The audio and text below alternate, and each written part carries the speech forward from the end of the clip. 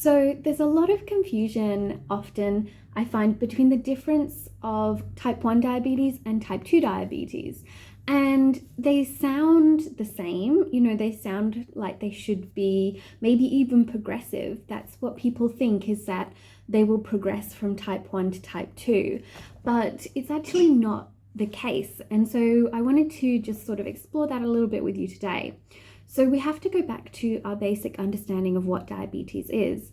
In both cases, diabetes is a problem with the blood sugar. So your blood sugar levels are too high and you're struggling to regulate them appropriately. In type 1 diabetes, which is often diagnosed in younger people, often in childhood, the first few years of life maybe, or certainly before the teen years or in the teen years is more common.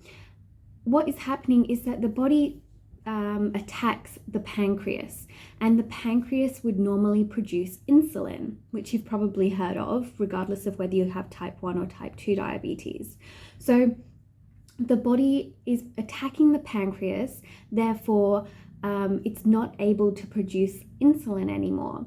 And insulin is important because that is what helps the sugar get into the cells. So if you don't have insulin, then your sugar can't move from the blood into the cells where, which are the tissues, the organs, etc.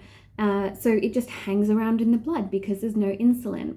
And that's why people with type 1 diabetes always need to inject insulin because they can't produce it themselves. So there's no insulin being produced. In type 2 diabetes, you're still producing insulin, at least for quite a long time. You probably are even producing more insulin than a person without diabetes. And what is happening is just that your body becomes insulin resistant. So you're not using that insulin effectively.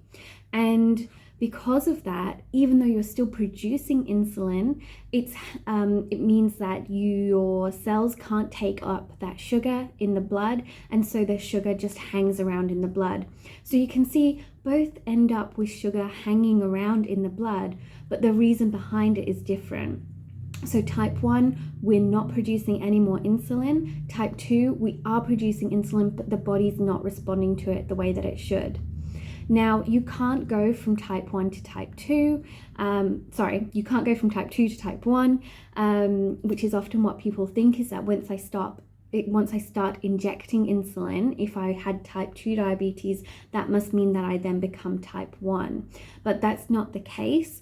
Actually, it just means that your disease has progressed further, and so that instead of producing more insulin to compensate for the insulin not working so well, your body starts producing less and less. But it's still quite a different mechanism to someone who has type 1, where their pancreas has been attacked by the body. So it's quite different in that way. So the reason behind it is quite different. So I hope that makes sense. I'm sure there will be people out there saying, oh, but my friend was diagnosed with type 2 and then they're now with type 1. Sometimes that can happen if you get diagnosed later in life and it was a misdiagnosis. So it does happen, but it's not because the disease progressed. It was because there was a misdiagnosis to begin with. So I hope that makes sense as to the difference between the two, and helps you understand a little bit more about what's going on in your body. Bye for now.